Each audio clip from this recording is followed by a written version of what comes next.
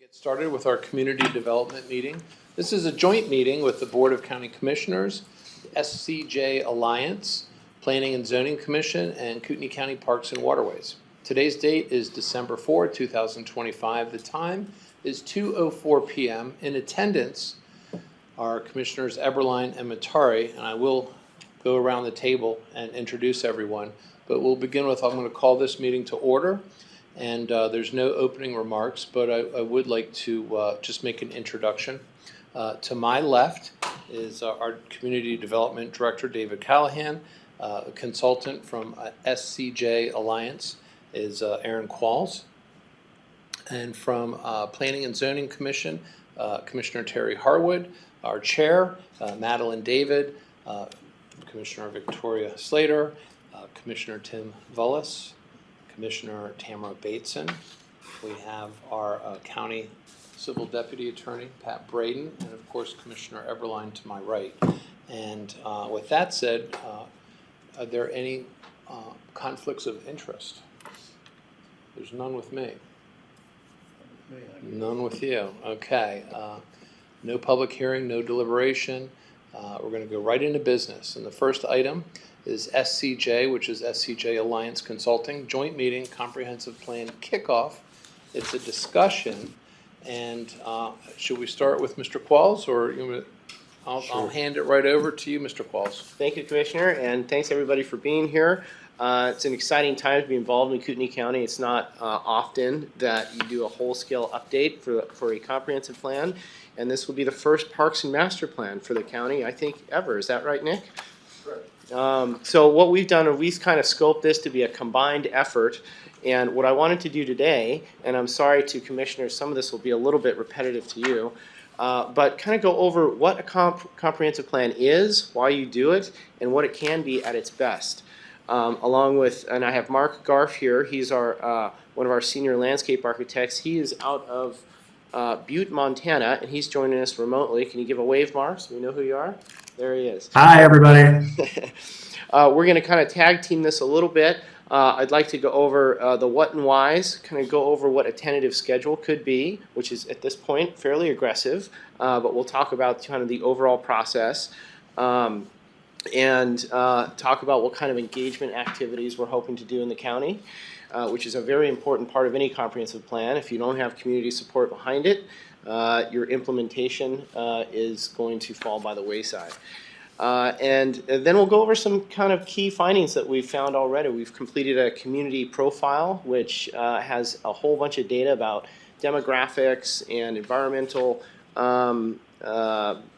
issues, and we've also already almost completed a overall Parks and Waterways assessment for the county, and Mark's going to talk a little bit about that and what goes into the Parks and Recreation Master Plan component of the comp plan. We're going to do a fun little visioning exercise too. That's a big part of any comprehensive plan, is to establish a vision from which goals and objectives are derived. So without and please feel free to jump in if you like at any time. But a comprehensive plan is a 20-year vision by and for the community, and establishes goals and policies for just about anything that the county will do. It's really intimately tied to zoning and development regulations, such as subdivision regulations. Not limited to those, but it is the legal basis for adopting them.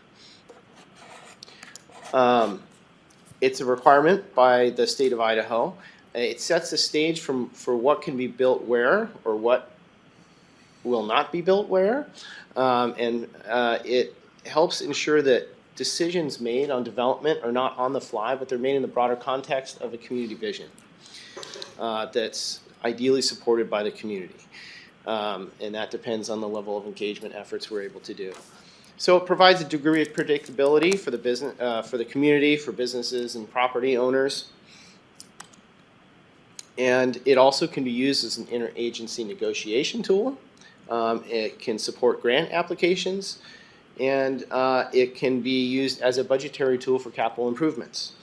And the idea is that it is comprehensive, provides consistent policy direction across a range of topics: transportation, land use, housing, parks and rec. and economic development, etc. It can help ensure long-term sustainability and resilience, and these were some things added by my good friend David here with his wisdom. Connecting levels of service to growth, establishing levels of service, and ensuring that growth can be accommodated based on available infrastructure, or identifying what infrastructure is needed to sustain it. And it helps avoid that reactionary kind of planning where you're kind of planning based on a crisis rather than based on a community vision, goals, objectives, and a vision for the future. So in doing so, it can establish trust by the government, and showing that the policies are the product of an inclusive dialogue with the community, with property owners, neighboring jurisdictions, service agencies, etc. This is the first iteration of our schedule that we've drafted. It's fairly aggressive and assumes our first engagement event in less than 2 weeks from today. We don't have the logistics nailed down for that yet, but this is whether or not this gets pushed out a little bit. This is kind of the overall process. We have 3 main community events that we like to that we've scoped for. And you can see where we are today, which is the kickoff with the Board of County Commissioners and Parks and Waterways representation in the Planning Commission. We've already done the community profile. We've kicked things off with staff, and we've almost completed our parks assessment. We like to do orientation interviews, talk to community leaders and orient them to the process, and orient ourselves to what may be the key issues that we find as we talk to the broader community. Yes? Can you explain the orientation interviews a little more in depth? What does that mean? So, yes, we like to take the time to talk to community leaders or agency representatives to try to get a whole picture of what the key issues may be. And we've already done some of that work with the Planning Commission. We did a retreat not long ago trying to establish what the Planning Commission thought the key issues were. So this will be somewhat of a continuation of that. And it's also an opportunity to bring people into the process and help galvanize people to reach out to others, neighbors, and friends. Unlike a land use issue where an applicant comes to apply for something and there's a lot of restrictions on who you can talk to and when, quasi-judicial process, this one is legislative, and so not only are decision makers and appointed officials, not only can you talk to neighbors and friends in the broader community about it, you're actually encouraged to. Going back to here,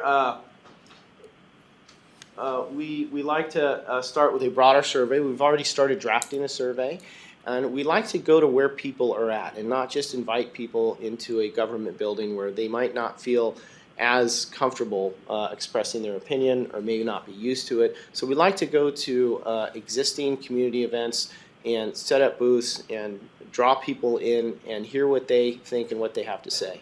We have a lot of techniques for doing that. I'll go over that in just a second.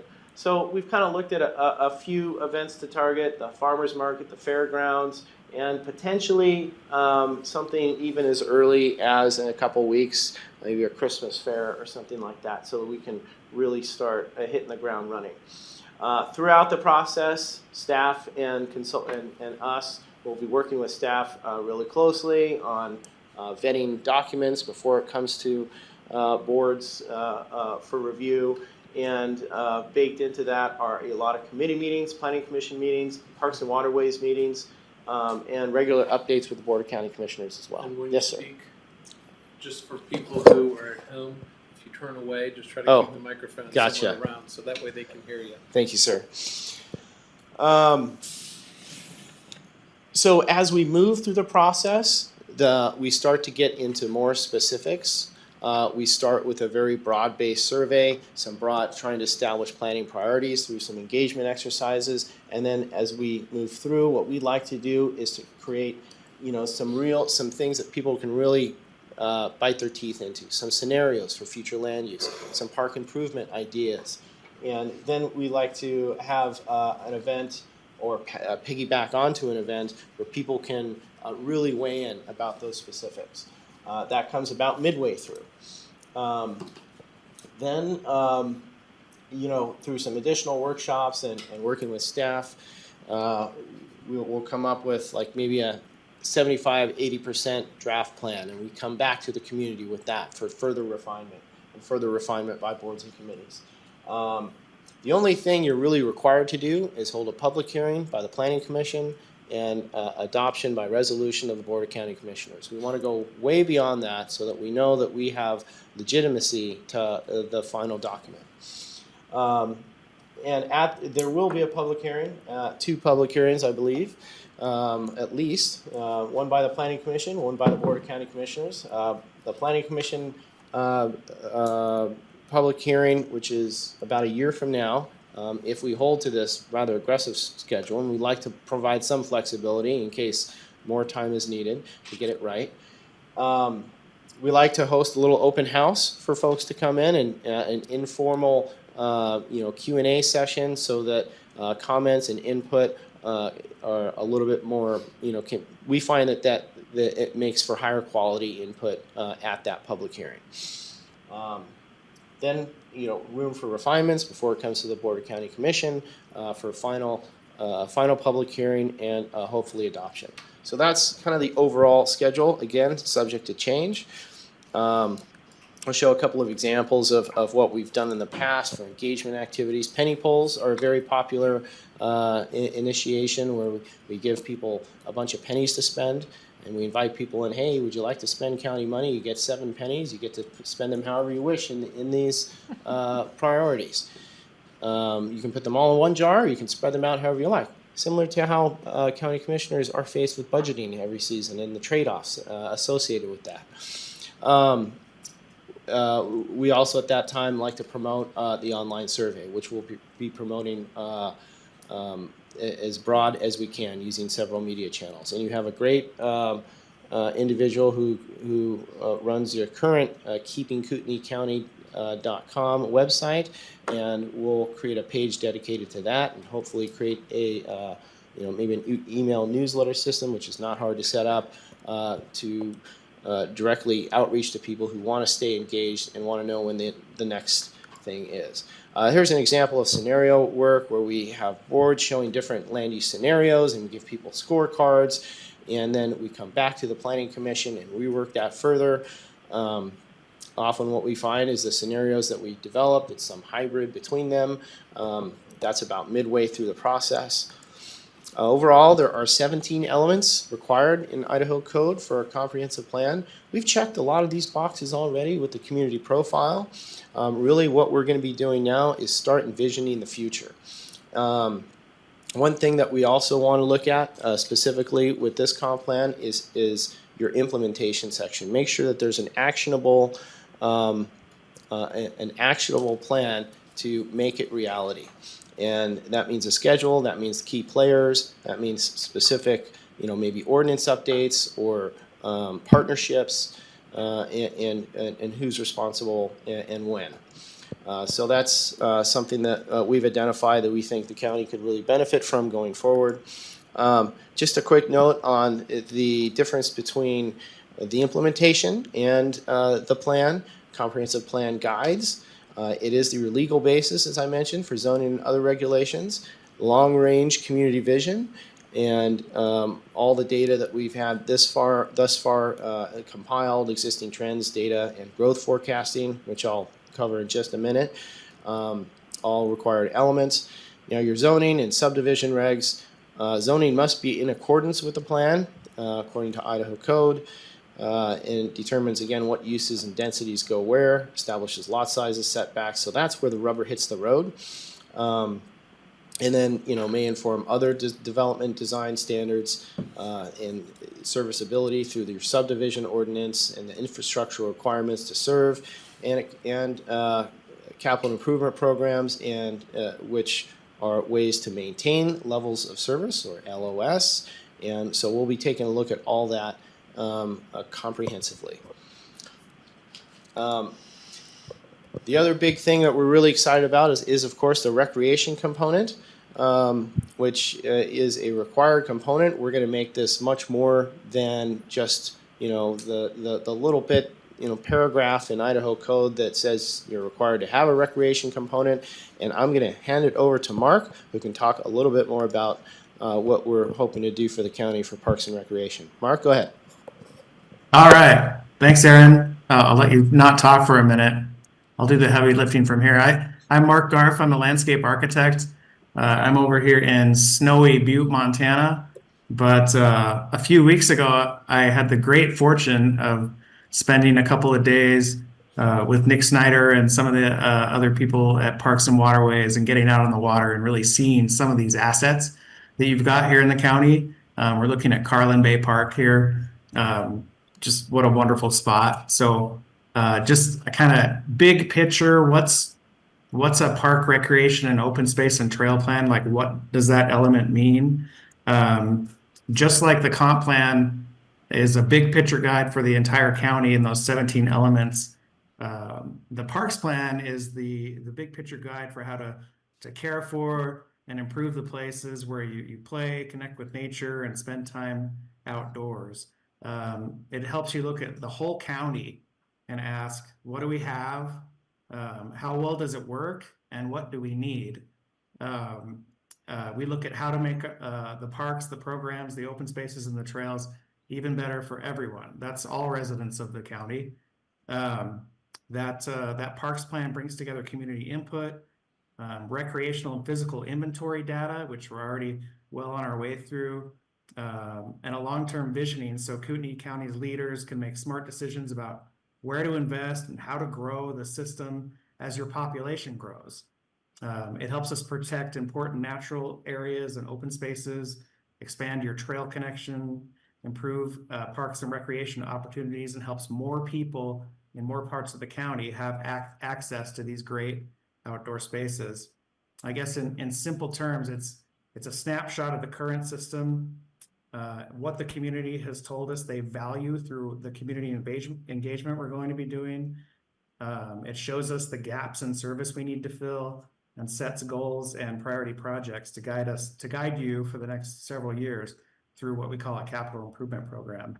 It's your roadmap for building a stronger, healthier, and more connected park system. So we've started on that inventory and assessment.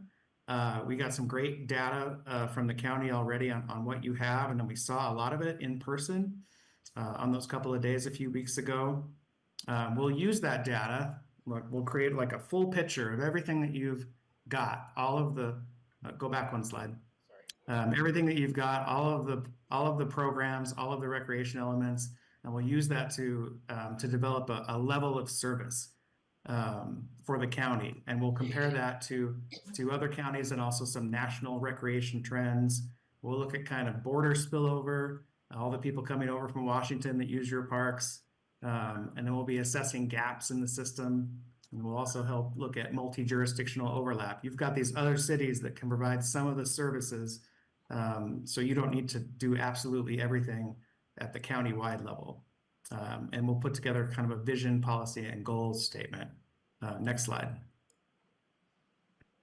And we'll provide recommendations for funding the system. We'll look at staffing and resources and future new programs and park amenities. And we'll do that through the capital improvement program. You have a lot of summer activity in the county, but we want to look at like 4 seasons of use. Let's get people outside all year if we can. And as part of that, we'll be doing some concept plans. So I think the next slide is the... Yes, now there's the fun part. Anybody have a smartphone with them? Those that do, and maybe if you don't, you can piggyback with someone else. We have a fun visioning exercise. If you can snap this, and I'll bring this up in just a second. You turn that over and I'll... And there we go.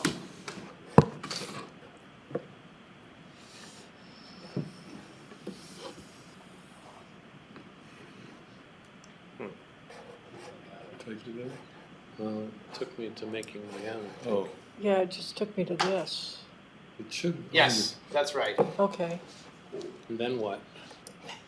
First question. Okay. I'm going to preface this question with, if you were at Thanksgiving dinner and you were far away from Kootenai County at a relative's house, maybe somewhere on the East Coast or something, how would you describe Kootenai County today? Just a few words.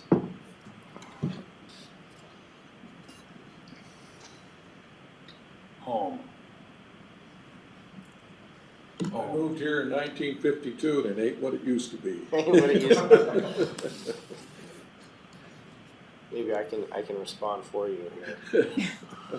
Sorry, I didn't turn my mic on. Growing and home. Ground scenic, beautiful, conservative. So are people logging in on their phone? That's an answer? Yes. Okay.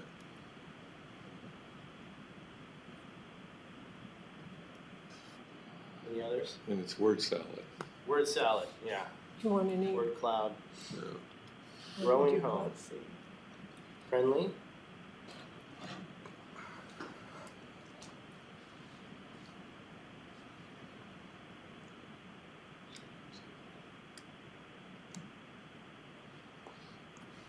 Okay, anyone still want to chime in a few more words? I think cost of housing is a major, major thing. So just being able to live here. So expensive. Yeah. I guess the word is expensive. Yeah, that's a good word. Yeah. Yeah. I'll put that one in for you. Oh, someone did. Okay. Any other words? Want to volunteer? Okay. Next question. You're at the same dinner table 20 years later. How would you like to describe Kootenai County?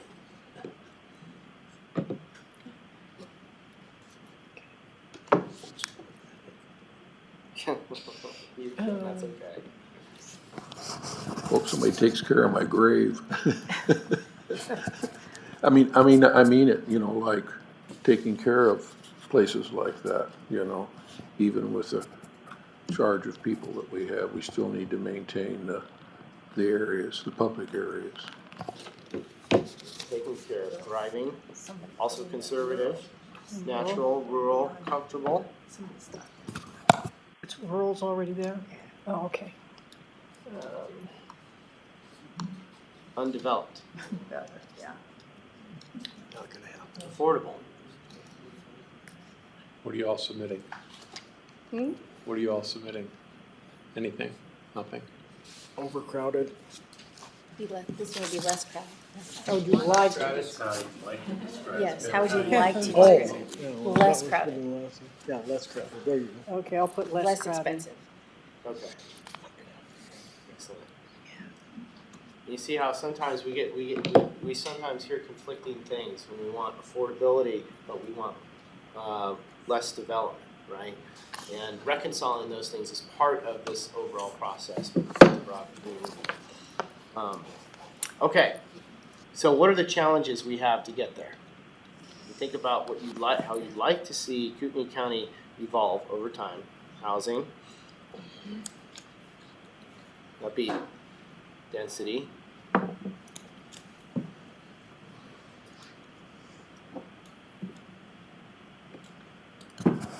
I think along with housing and density comes infrastructure, all of the Yeah, gotcha. water, sewer, roads, everything that we need to engineer. Just got it for you. Budget. Yes, who that might have come from. Not me. Cost of service, yes. Cost of infrastructure, cost of service and growth. We've heard that already quite a bit from the Planning Commission up to this point. And I'm sure that would be a running theme throughout this plan update. Keeping up with growth. I-90. Okay.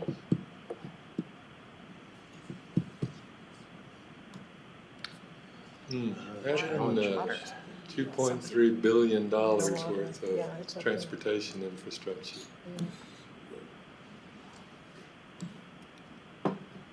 That's You know, I know that I-90 is an emphasis, but I'm telling you, folks, I think US 95 is gonna be a that's why, major that's issue. why 2.3 billion. Yeah. That's the whole thing for the Yeah, entire county. yeah, it is, it's the whole thing. It's already crowded. Yeah, 95 is a tough chance.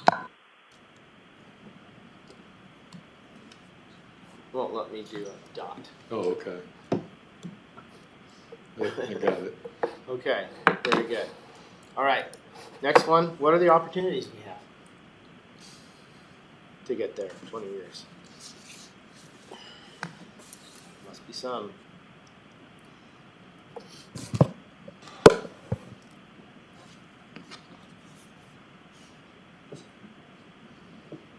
Sound planning.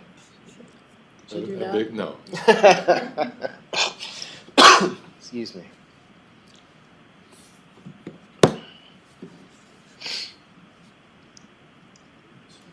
You know, there are a lot of ways to fund infrastructure. I think that maybe we could do a little more in that area, you know, with, you have LTAC, you have the, you know, the federal government funding transportation systems and emphasis from whatever the infrastructure stuff that Congress did some years ago. I think that there's, you know, it takes money, there's no question about it.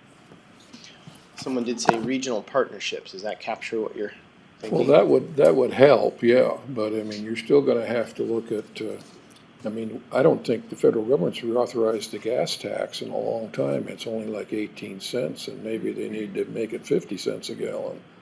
Go across the border to Washington. I typed in local option tax and it wouldn't, Too many wouldn't parties. accept accept it. it. Wow. Here, I'll try again. Let's see if it came up with an error. Did it? There we go. Okay. You got it? Okay. There we There it go. is. All right. So yeah, ways to funding mechanisms. Maybe funding. Maybe some of the burden lies on the shoulders of visitors. Yeah, yeah. And Talking about impact fees? Is that what you're, the growth? no, no. That's state law has to change for that. For local option tax? Because Yeah. right now it's only available to cities 10,000 or less. Or under, right. Mhm. Yeah, but if we can get the state law, it would really help us a lot. So maybe Tourist tax. legislators or That's coming out this year, but I would definitely talk with your legislators. Oh, yeah. Believe me, I already have. all right, very good. The thing, okay, So I'm just gonna impact take a fees, little yeah, that is a side. They tool hear in the toolbox. tax and it's like their brain, oh, we can't do that, but they don't understand what it is. That's the problem. Okay, off my soapbox. So new growth paying for itself. That's kind of Mhm. one tool is impact fees, new development. Okay, I got one final question for you. Sorry, I know someone just put something in there. We'll follow up and we'll keep this and send it off. So if there was one thing you could choose to improve recreation in the county, what would it be?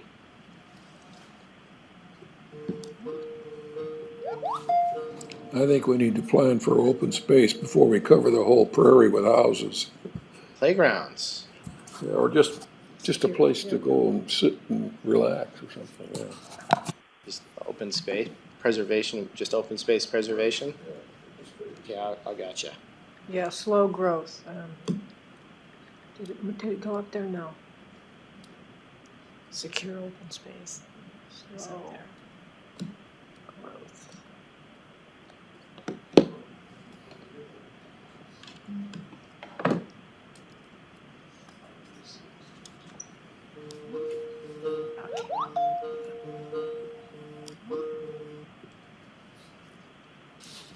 Stop it.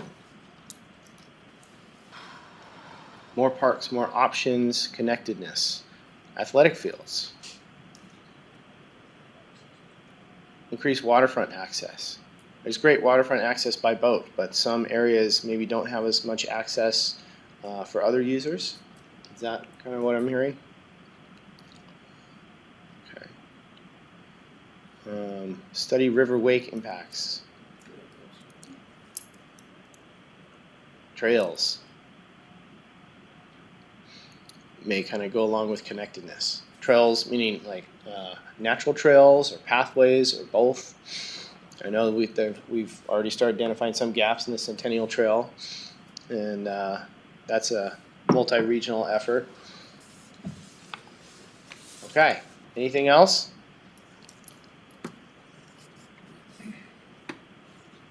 Five, four, three, two, one. Okay. Let me go back to presentation here. Just give me a second. Okay, we've just started working on that first little triangle. And this is kind of your overall basic structure of a comprehensive plan, where your goals and policies kind of relate to that broad vision. And then from there, you start looking at actions. You start looking at specific strategic plans and then actions. What we find is that people generally agree up here when you're looking at the vision and we're getting into goals. But debate starts to happen and disagreement starts to happen when you start to look Implementation. to opportunities to implement that vision. Impact fees, for example, can be very controversial, right? Even though it may directly relate to the vision and goal of ensuring new growth pays for itself, that can be hotly debated. We'll probably leave the our scope will probably cover up to here. So for some of this, you're going to have to be on your own to implement, and that's why it takes a strong vision and community buy-off to get there. Okay.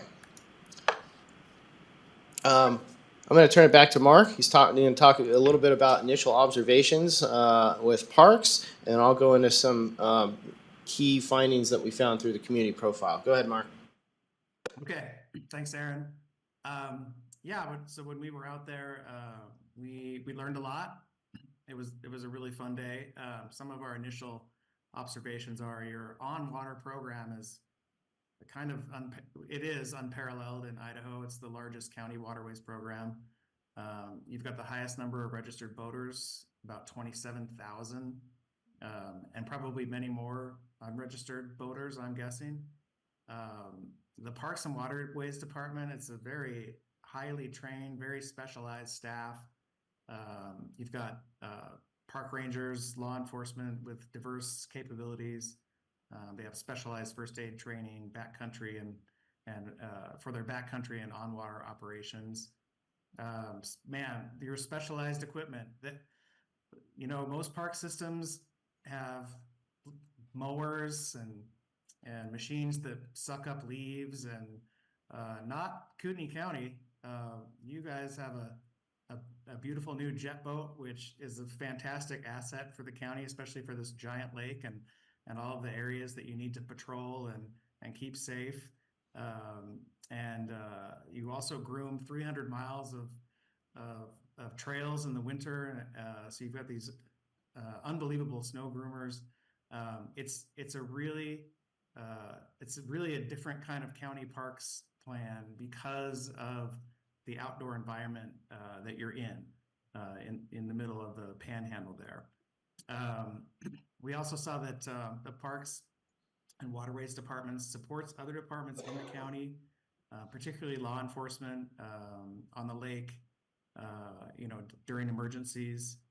And then we noted, and as some of you noted in the exercise we just did, your upland park system is a lot less developed than the on-water park system. There's definitely some gaps in the upland. There's not really a sports field program or courts, just a handful of upland parks, not a lot of playgrounds. And so there are, and we'll suss this out in more detail with more facts and figures, but there are definitely some underserved populations off the water in the county. And then as some of you also noted, we've got some trail connectivity gaps. It's nice that the Centennial Trail is coming together through multi jurisdictions trying to make that a reality. It's also great when trails connect to other park assets. Trails connect to other trails, so there are definitely some connectivity gaps in the county. Yeah, and we have a lot of opportunity to provide some of the missing services kind of on land. And we'll be going through that exercise. That'll be part of our public outreach as well, determining what your needs are and what the level of service should be going forward as the county grows. All right, thanks, Mark. And speaking of growth, this is what the Kootenai Metropolitan Organization, KMPO, projects for 2045, which is this plan's horizon, which is another 148,000 residents. And if your average household size holds at 2.51, that's another 48,000 housing units. Now, this is countywide. This includes the cities, and that's why the cities are an important part of this overall conversation. I'll just go over a couple of other key data findings that we found. Your housing type and tenure, well, fairly typical. You have quite a lot of single-family development broadly within the county. Some higher density multifamily, a lot of mobile homes, and not a lot of what we typically refer to as missing middle housing, which are those smaller scale multifamily developments, anywhere from like duplexes up to sixplexes, or even a little bit more than that, 10 units maybe. So those, are typically, cities and communities had those more typically. If you look in older neighborhoods, you see a lot more examples of those. Before zoning really became a thing, it was just built because they were close to services, and it was a way to support workers. And that changed after World War II. So that's something that a lot of places are looking for potential return to, more similar to like older neighborhoods, like I mentioned. And kind of consistent with the single one unit detached stock that you predominantly have, the owner occupied is about the same, about 72%, with renter occupied 27%. Cities generally have more than that, such as Coeur d'Alene, which we're showing here. That is pretty on par with Idaho. But again, there's lots of trends that may see a shift towards that, or maybe a way to provide for home ownership on smaller for smaller units, which is a trend we've also seen, just as a way for folks to gain some equity. This is what we call a population pyramid. This is what's known as a stationary population pyramid. So if you just look at this, you think, well, we're not really growing. We got, we're not growing, we're not retracting, we're staying about the same. What this indicates, because we know you were growing, is that, big surprise, a lot of people are moving here for the amenities, for the lifestyle, etc.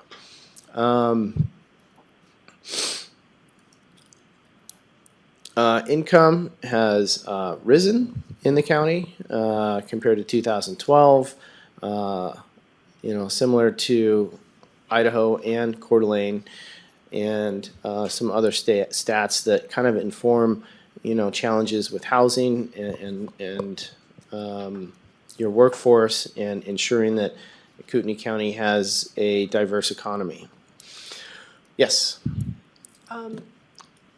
During COVID, we experienced an exponential growth, which was not normal for us. Right.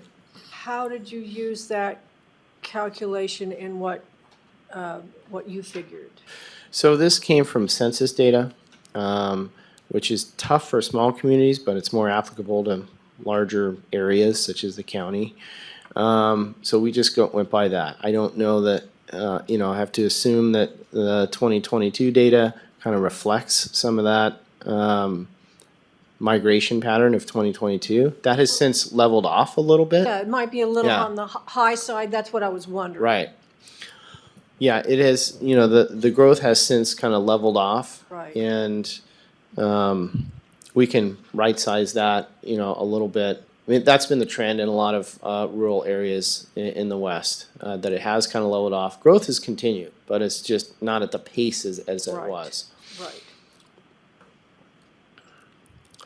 I don't know if it's enough to put it this way, challenge what was projected by KMPO. Because these projections were, I believe, before COVID. Yeah, they were. Oh, okay. Okay, commute patterns we have in here. This shows how many people are coming into work, how many people the circle are working or living and working within the county, and how many people are leaving the county from work. If this was a little bit more accurate infographic, that arrow would be facing the other way towards Washington probably, because I think that's where a lot of people commute out of and in as well as in from. We've seen a pretty sharp rise in home values, especially during COVID, and you can see that trend kind of leveling off a little bit in 2022. This was like the most recent data we had at the time when we did the profile. So they haven't fallen, below just a few years ago, but the rise in property values has leveled off a bit. Again, these are just, we like to come into engagement with, the best available data we have. Your industries, primarily your top industries, healthcare and social assistance, retail trade, accommodation and food service, construction, and then manufacturing and down from there. This shows Kootenai County residents versus Kootenai County workers. So there might be things to look at, ways to better beef up some other, higher paying sectors. And that's related to housing. It's related to a variety of things, because a lot of even the healthcare and social assistance don't pay that great, and that makes it a challenge for people to stay here, for their kids to stay here. And we've heard that through conversations with the Planning Commission. Is something we're going to be asking more about through the engagement and look at strategies and policies to maybe improve this somehow. The profile is much longer than the slides I have. I'm going to go over every single element of it. Certainly hazards is an important thing to consider. Your largest hazard, and this comes from your all hazards mitigation plan from the county. No big surprise, wildfire is your biggest threat, followed by winter weather, flooding and windstorms. And so wildfire is, there are certain policies. I know that there's been some great field reduction programs in the county that we learned about just recently at the Planning Commission meeting. There are land use strategies that may be employed, and those are some things that we're going to be talking about as we move through the process in order to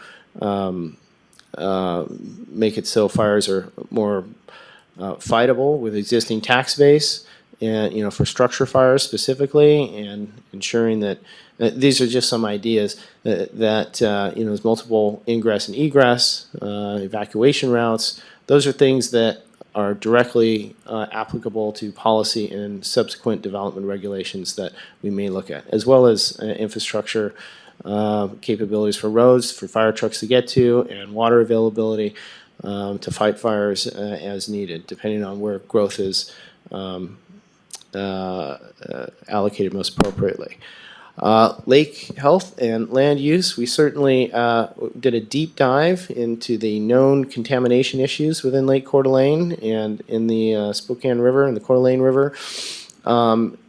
We had a great presentation up to now, which is reflected, sort of summarized in your community profile about the known sediment load in the bottom of the lake and the concerns about eutrophication that could someday cause that to rise to the surface.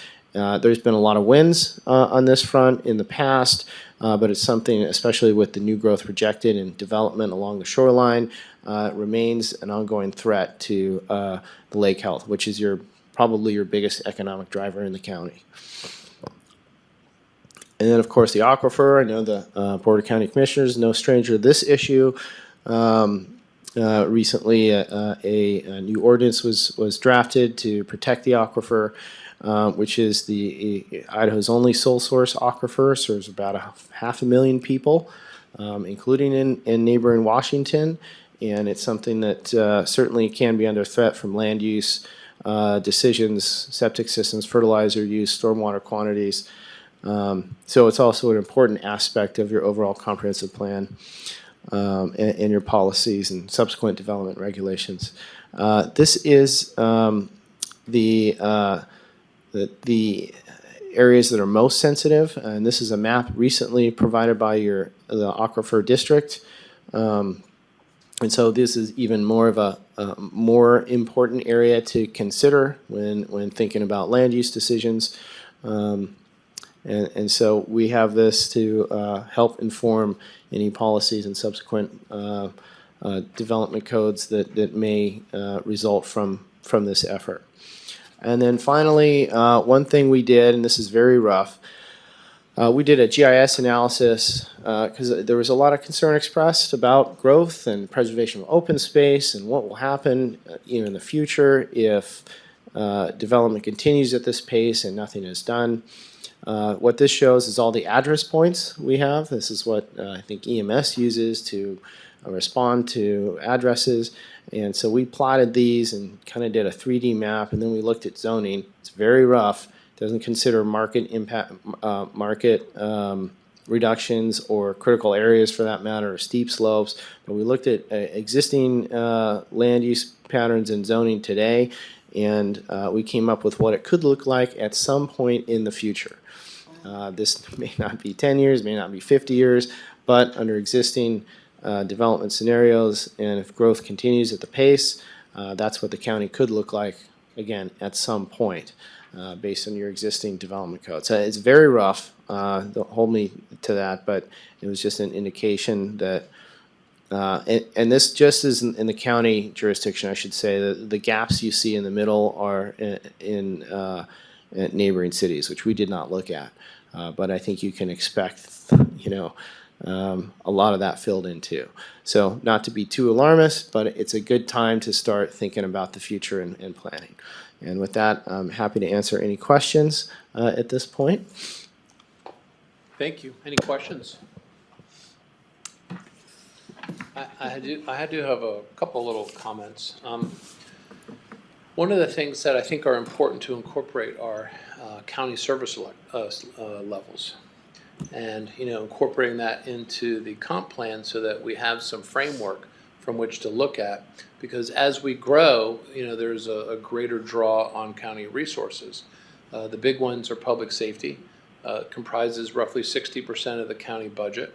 And it takes a lot of people to manage those systems, from patrol deputies, detectives, the jail, prosecutor's office, and the court system. Is that something that we should be looking at putting in? Absolutely. Yes. Thank you, Commissioner Matari. One of the things that we identified, and I think we provided in your packet a kind of policy analysis of your existing comp plan, and one of the things we identified as something that is glaringly missing is strong what's called concurrency policies. Concurrency is where new development is concurrent with the services able to support it. And that's something we're going to take a real look at. I'm not going to say we'll do capital improvement plans for every bit of the county except for parks. We're certainly doing one for parks. And we can certainly work with county staff on incorporating those into your comp plan.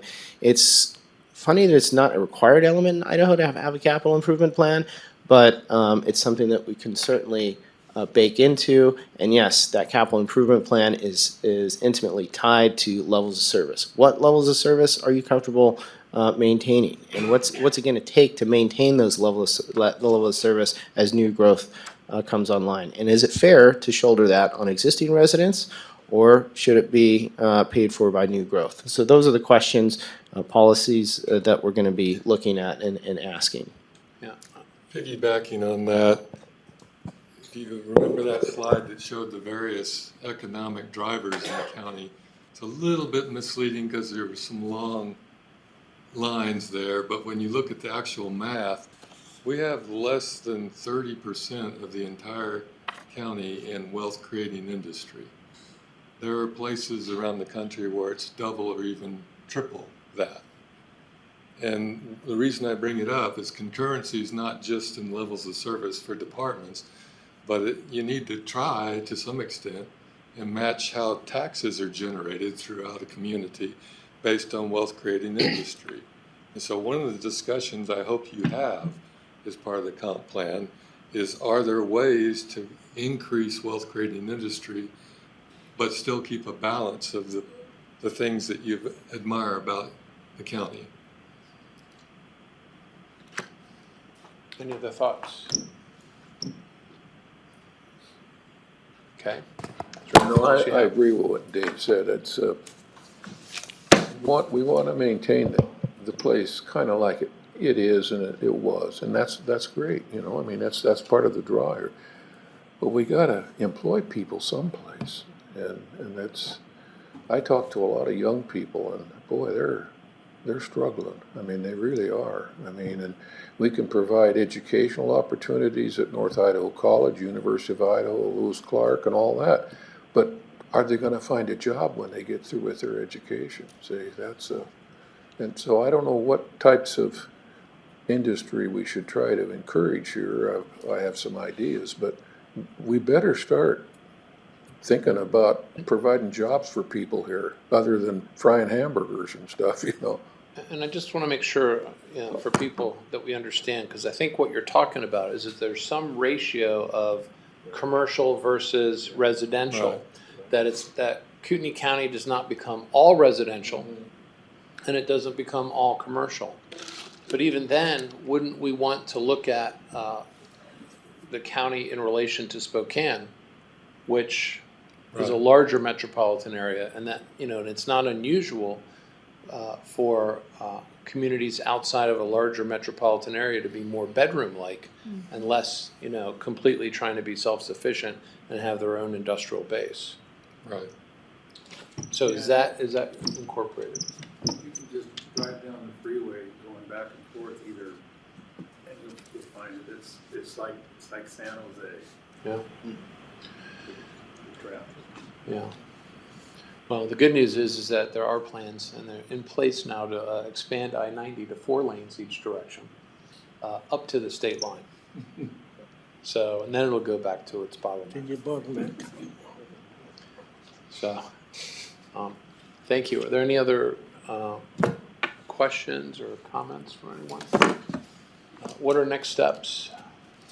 Our next steps will be to complete the survey, send it to both Nick and David to vet, make sure we captured everything for both, land use issues and parks and recreation, and then schedule and nail down our first engagement event. We'll be heavily promoting that. We'll also be updating creating a page on keepingkootenai.com on the website, and we're gonna start moving right into our first kind of very top level engagement efforts. And I do think that, and I would like to talk with you about it maybe offline a little bit about this concurrency issue.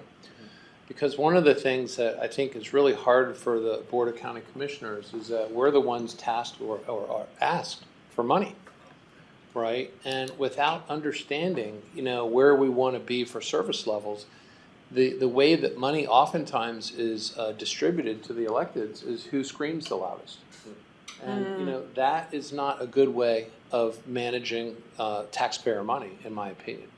And so my hope is that we can get some buy-in from the other electeds to say, look, this is important because it helps you with your case and it helps the board triage, if we have money, who should it go to first, and not get into screaming matches, if you will, for who should get that money. And I think it serves the community much better in the long run when we can look at the resources that way. Well, my experience in Shoshone County, of course, managing the Superfund work up there for 19 years, all of those communities were in competition with each other when I first got there in 2004. And the only way I could get them to work together, because there was lots of money available through the Superfund process, was get them to cooperate. And if Wallace had a priority over Kellogg's, Kellogg had to agree that Wallace did have a priority. And I think we need to get maybe the communities more involved in Kootenai County, working with you county folks, so that we come up with a joint overall plan of action for all of this type of stuff, rather than, because once we did that up there, man, things fell into shape. We repaved all their roads, rebuilt all their roads, we cleaned their communities up, and, everything really worked well. But it took a while because they had been in competition for 100 years, their football teams and everything else up there was a competition. So I think we need to look into some of that, if we could work with the city governments and stuff that way. Well, I'm sure, Commissioner Eberline, you would agree. I mean, no one on the board wants to have to raise taxes, but having the data in essence and driving it in that direction, at least if you have to do it, people can see that and understand. Otherwise, it just becomes decisions in the dark, and we end up hurting ourselves. I mean, I will tell you, I am thankful that your board earlier had the foresight to build those shells at the jail, because that saved the county a lot of money. I took big hits too. Yeah, but these are not easy decisions. But having that information to support these decisions, I think, really helps a lot, and incorporating them into the comp plan will serve people well. One of my biggest questions is when you're talking about creating the upland for, recreation, is where's the money gonna come from? Where's the money gonna come from to maintain it, to build them? Are we gonna raise taxes again, or are we gonna charge people to go into them? I mean, we're talking about a lot of money to start doing a whole bunch of that stuff. Mark, you wanna take that? Did you catch that? Sorry, no, I could not hear that speaker.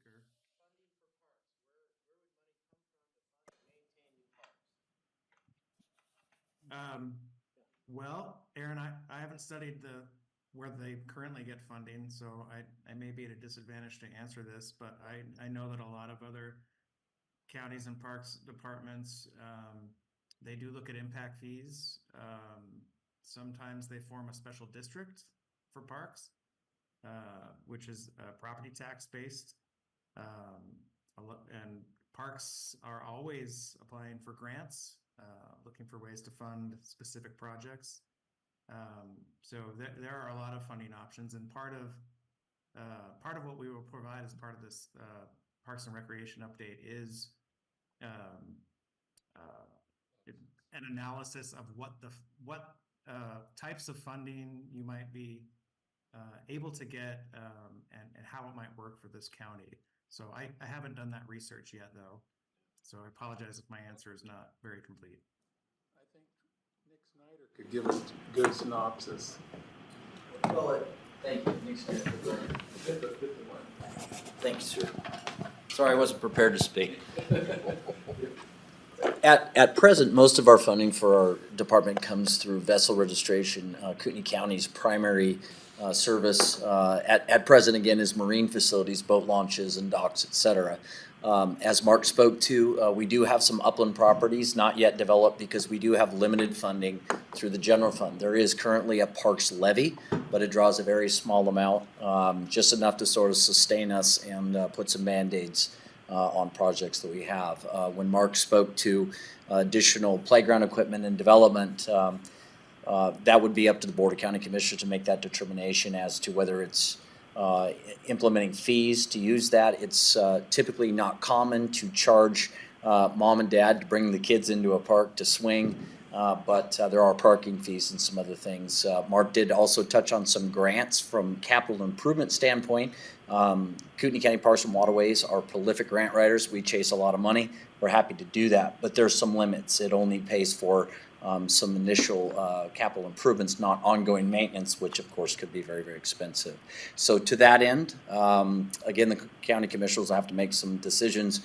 Commissioner Matari pointed out raising taxes. I live here too. I certainly don't want to see that, but there's... That we don't want to raise the taxes, not that Matari wants to raise the taxes. No, sir. Okay, we want to make sure that's very clear, okay? Sorry if I misspoke. As Commissioner Matari stated. No, we don't. We don't want to raise taxes, but there are very limited opportunities for parks for ongoing maintenance. So sorry I don't have the answers, but Well, again, good question. piggybacking on your point, that's why I brought up wealth creating industry.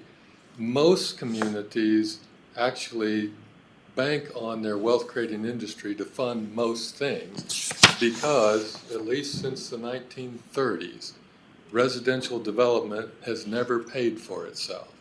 That's why cities all across the nation have had annexation wars ever since then, is trying to get the land to capture the areas for wealth creating industry. And that is one of the ways you fund the extra things that a community would like to have. But again, it has to be a balancing act. The beauty, in my view, of a comp plan is when it's done right, it not only finds a balance, but it's a balance that the community will support. And I understand what you're saying, but, and I'm not against creating these things, but it all comes back to these guys here sitting here having to, where are they gonna raise taxes, or are they gonna cut something from sheriff or some other people in order to fund it and take care of it? Okay, if I could, this isn't about how to grow the park system. This is about incorporating it into the long-term planning, which right now, there is no planning for. This is not about making a bunch more parks and then figuring out how to pay for it. It's now just integrating it into, the future of this community, of the county. And so I just want to make that distinction, because your questions suggest, this board is going to say, we're based upon the comp plan, we're going to add 5 more parks and we're going to figure out how to pay for it later. No, that's not the case. That is just so that now it's on the map, where before it hasn't been. I was involved in the recreation development program in the Forest Service for about 10 years nationwide with a design team. And one of the problems we got into was we could get money to build the stuff, but nobody thought about what it was going to cost to maintain it. I know you're not talking about adding a whole bunch of stuff, but we need to have both elements when we start talking about this kind of stuff, because I worked along the Wasatch Front in Utah. You know what we finally did? We put up toll booths and we charged people to enter the national forest. The only way we could pay for the recreation along the Salt Lake Front, because it was growing like crazy. So I don't know where. We couldn't come up with any other ideas. And that is something that we don't really talk about from a holistic perspective, is the maintenance of the existing. What do we have, 30 boat launches roughly? 20 boat launches to maintain. And we just deal with them on a piecemeal ad hoc basis. They're not really looked at very much. And thank God we have Director Snyder, because I'll tell you, I think you agree, he runs a pretty tight ship. Yeah, he always has. Are sponsorships an option, or is there something legal that's against that? Like business sponsorship? No, Yeah, you could do yeah. that. I mean, There are a great many the options. trail maintenance It's a little program for the premature. Forest Service, I think most of their trail maintenance is done by volunteer groups now, so I think you can have volunteer type assistance for maintenance type of Right. stuff. There's a lot of people that are very happy to get that opportunity too. Yeah, this trail sponsored by da-da-da-da-da. Adopt a trail or whatever. Right, and then you create a fund that is there for the maintenance of it. You're not just the creation, but the maintenance. You do the whole thing. You set it up. Okay, any other comments or questions? No? Okay, well, that will conclude our one and only business item today. There's no public comment, so 3:08, meeting adjourned. Thank you all for coming out. Thanks, everyone. Thank you. Thanks, sir.